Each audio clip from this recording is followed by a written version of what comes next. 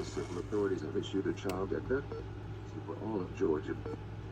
9:53 p.m. Saturday, July 16th and ending at 3:53 a.m. Sunday, July 17th.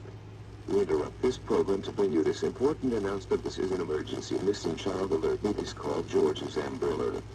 The DeKalb County Police Department and the Georgia Bureau of Investigation are looking for a blue 2015 Chevrolet Malibu with Georgia tax CDI 2646. On July 16, 2022, communicating a 15-year-old black female and was abducted by Dana Uffley, a 22-year-old black male, and was last seen at 3027 Winding Road, Dr. Livonia of Georgia. Direction of travel is unknown and is believed to be in extreme danger.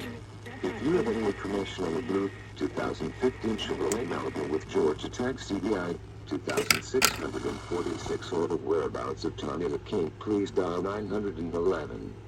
The public can also provide information to the GBI tip line at 1-800-597-TIPS. Add to the seasoned AP for phone and Android users.